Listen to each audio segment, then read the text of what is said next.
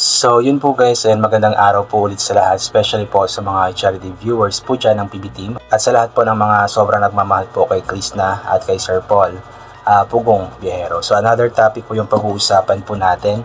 Ito po ay tungkol po dito sa naging regalo po ni Krishna sa kanyang ate na si MJ. Kung saan nga po is kitang-kita nga po yung kasiyahan po, hindi lang ni MJ kundi maging si Krishna dahil nga po talagang nabibilhan o nabibigyan na nga po niya ng mga mamahaling gamit po ang kanyang pamilya, especially ang kanyang ate na palaging andyan nga po na sumusuporta at kasama nga po niya sa pag-vlog.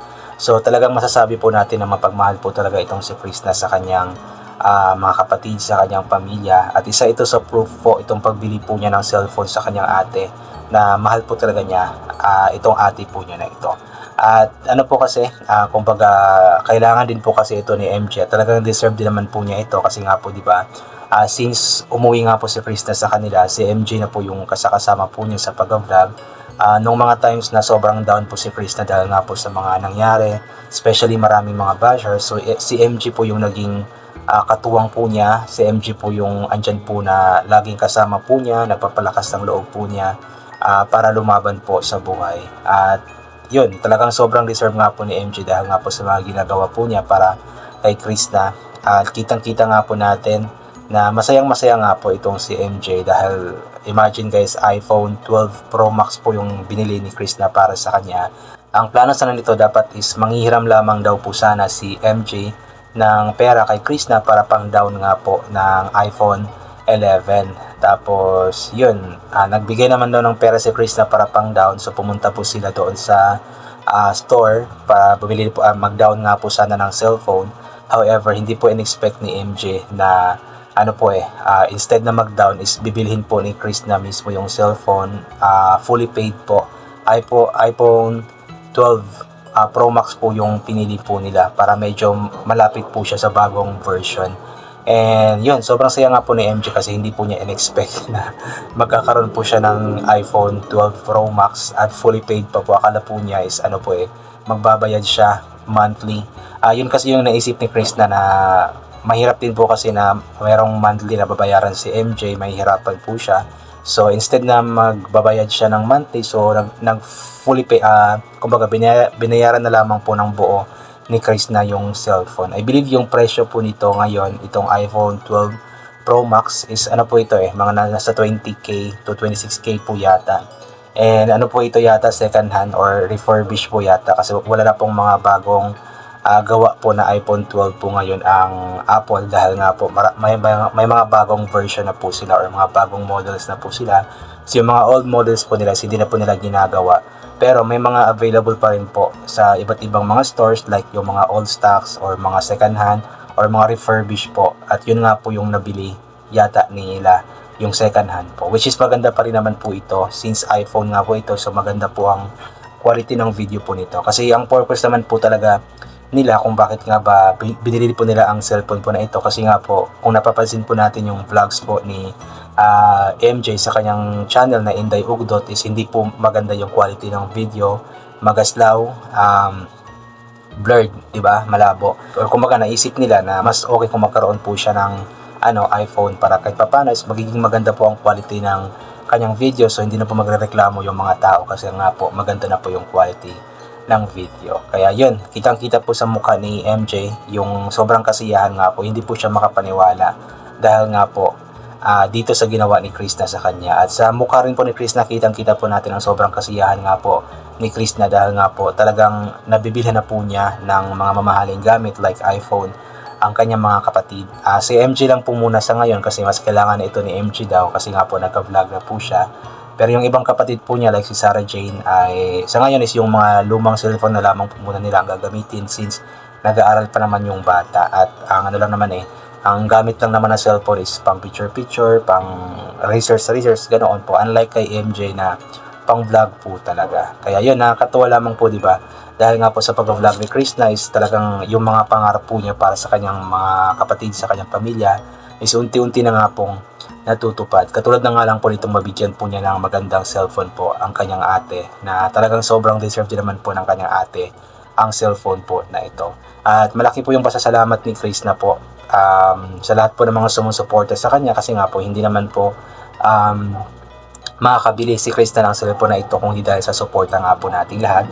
At of course, malaki po yung pasasalamat po niya kay Sir Paul Pugong Biyahero, dahil nga po si Sir Paul po yung naging daan kung bakit nga ba kumikita na po siya ng malaki ngayon at nabibigyan na po niya ng mga gandang mga gamit, mamahaling mga gamit ang kanyang mga kapatid. And nagpasalamat din po ulit siya kay Sir Paul dahil nga po yung kanyang cellphone na ginagamit nga po sa mga vlog po ngayon, yung iPhone po niya, is galing nga po ito kay Sir Paul. Kaya yun, deserve po nila ng magkakapatid po na ito ng spotlight. Deserve po nila na sumikat, deserve po nila na kumita ng malaki dahil nga po yung kanilang pera is nagagamit po talaga sa maayos, especially for Krishna na talagang ginagawa po niya ang lahat ng ito para sa kanyang pamilya. At yung lupa po nila, I believe malapit na po itong ma-fully paid. Sabi nga po niya na by May 1 or May 2 ay uuwi nga po sila pabalik sa bundok or sa bukid para i-fully paid na po yung lupa na nabawi nga po nila. So abangan po natin ang vlog ni Chris na tungkol nga po doon. So ito po, basahin po natin yung ilan po sa mga komento ng mga taong sobrang natutuwa rin po sa ginawa ni Krista para sa kanyang ate. Mula kay Arnida, I know Sir PB is so proud of you. Yung taong natulungan niya, nakakatulong na din.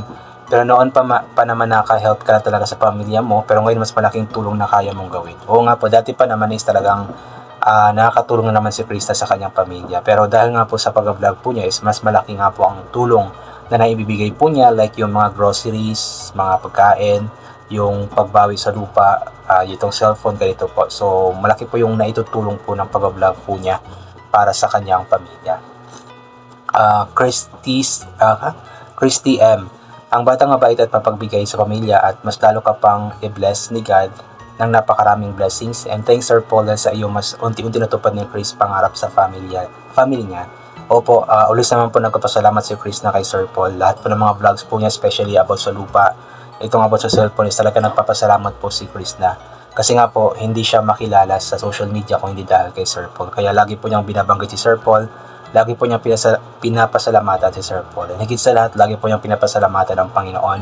Kasi nga po, hindi mangyayari ang lahat ng mga bagay na ito kung hindi dahil sa ating Panginoon. Mula kay Jean Cardenas, done watching kanina, ko ba ito inabangan? Para ko sa kabaitan mo lang please na, kasi talagang focus mo sa pamilya mo at sa mga kapatid mo. More upload at more pakinig sa amin about sa Chris Pao.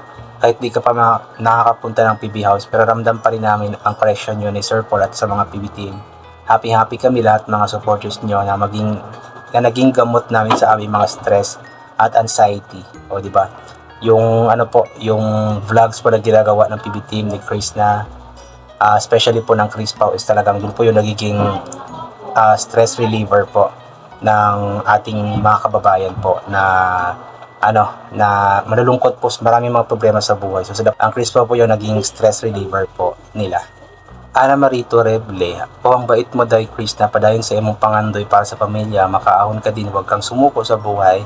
Laban lang, di ba mga Bisaya, gwapa. God bless everyone. Love. Oo naman po mga Bisaya, gwapa, gwapo. Mga masisipag, mga mababait. Ayan, laban lang Chris na. At alam kong malaki po talaga ang kumbaga magiging successful po talaga ito si Chris na. Kasi nga po talagang napakasipag po niya, napakabait pa po niya, di ba? Kaya laban lang sa buhay. Marilyn Venston, your kindness and generosity will return to you and 100-fold. Ang bait mo talaga. Continue mo lang ang kabaitan mo. Ingat ka parati. God bless you always. Love you. Ayan. Totoo naman po yun. Yung kanyang kabaitan po, yung kanyang pagiging mapagbigay, especially sa kanyang pamilya, ay babalik nga po ito 100-fold nga po sa kanya.